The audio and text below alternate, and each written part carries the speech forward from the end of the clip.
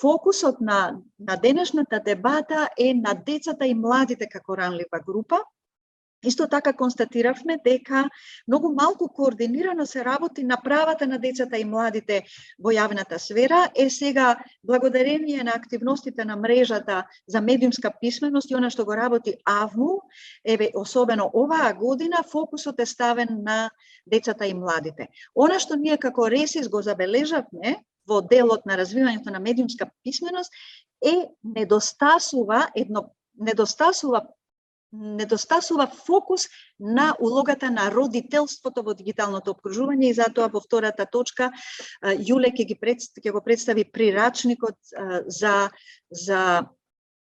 родители за работа со деца, особено од предшколска возраст во однос на развивање на критичката свесност на децата за различните содржини со кои се среќава децата уште од најрана возраст и во медиумите и на интернет и на социјалните мрежи. Во прирачникот е објаснето зошто е медиумската писменост од особена важност во денешницата за како тема за нашите деца, за тоа зошто треба да дискутираме, затоа што сакале некеле секако дека медиумската содржина влијае врз нас, особено на нив, затоа што децата како мали понаивно, по некако интуитивно си ги восприемат информациите како да се наменети за нив и на поинаков начин ги сваќаат истите. Затоа треба како и родителите, како што кажав, и сите возрастни да бидат сконцентрирани на тоа што допира до нив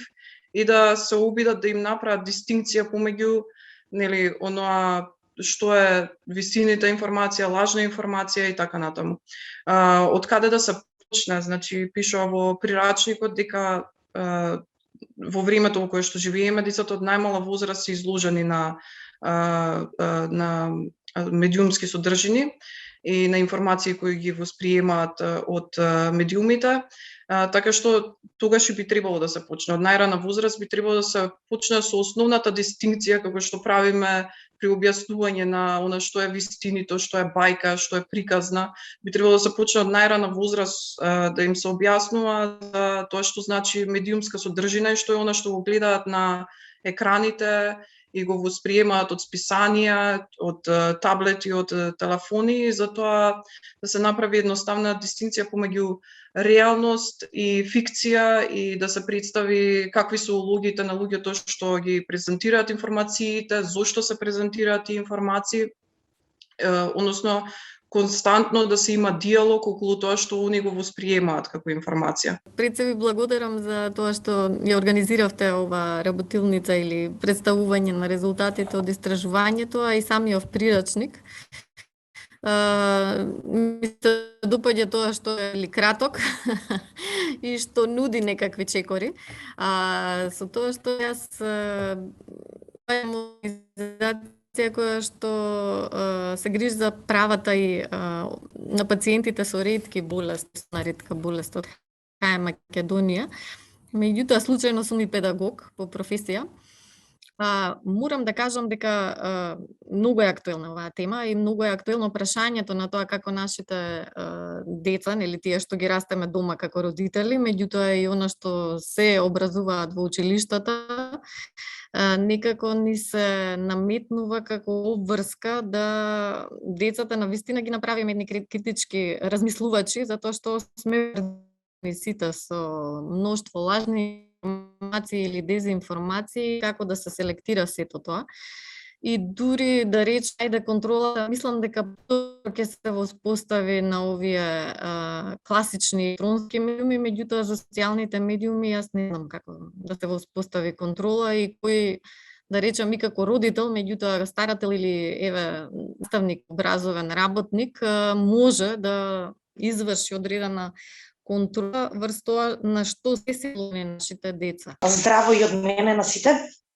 Баш ова Снежана што го кажа последно беше основа на она цела дискусија која што јас ја замислив за денеска. Значи, ние како генерации, нели повозрастни, да кажам, кога растевме и кога бевме деца, имавме еден медиум, два евентуално. Информациите кои што ги примавме беа строго ограничени и однапред осмислени што е тоа што ние како деца би можеле да го примаме како информација. Денеска не е така, за жал или за радост, не знам како. Нашите деца имаат достап до голем број на информации кои што ги примаат денеска. Среќна сум што фокусот на вашето истражување и на целата ваша работа се деца и млади. Меѓутоа, не смееме да ги заборавиме овие генерации, нашите повозрастни генерации, кои што се полни со стереотипи и предрасуди. Здраво на сите, Владо Караев од Рубикон, која сме веќе ке стереотипите и предрасудите кај огромната популација кај нас во нашата ни држава. Можам да кажам дека и многу професионалци кои што работат на сферата на човековите права се полни со стереотипи и предрасуди. Тоа го видовме во многу наврати, особено во процесот на деинституционализација на децата згрижени во установите. Кога се случуваше етикетирање, неприфаќање од средините каде што децата се преселува во мали групни домови, не само што се соочија со вербално насилство од страна на многумина во сите населби каде што се преселија во малите групни домови, туку не наидовме на никаква поддршка од невладините организации кои што работат за заштита на детските права. Јас сум Роберта Митревска, председател сум на Асоциација Ластовица, здружение кое што се занимава со правата на деца и младенци со попречено со развојот.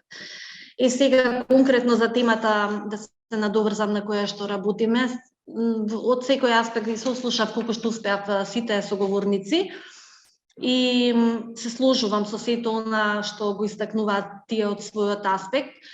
Честитки за вашиот проект кој што го имате и сметам дека оваа медиумска писменост навистина е од голема важност, посебно за нашата категорија, но навистина ни треба голема заштита и со голема прецизност треба да се пренесуваат сите работи кои што сакаме да ги споделиме и за нашата категорија на корисници и за самите нив. Да работам во средно училиште, се случуваше да млади значи прават фотошоп, од кај мене има информатичари, тело од девојче, од глава, например, незина, друг дел од тело и децата се девојчињата, значи тоа предрасуди кон неа, се повлекува и не дојде у школа.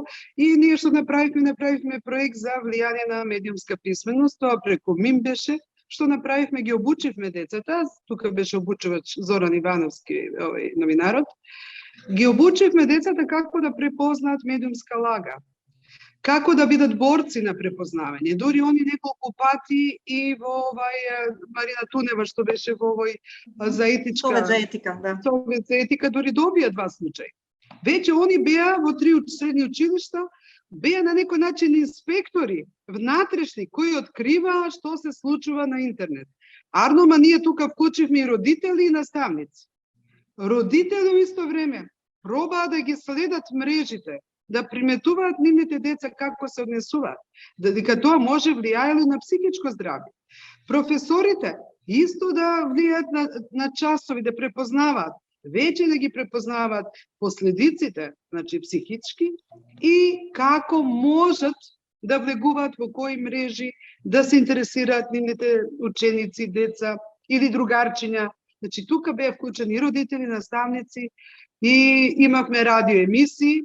Virtuala po reale, rregullat janë të njëjta, të jemi të arsimuar mediatikisht. Ditët e arsimimit mediatik për fëmijët dhe të rinjt, nga 22 deri më 29 nëntor. Shih më tepër në mediumskapismenost.mk.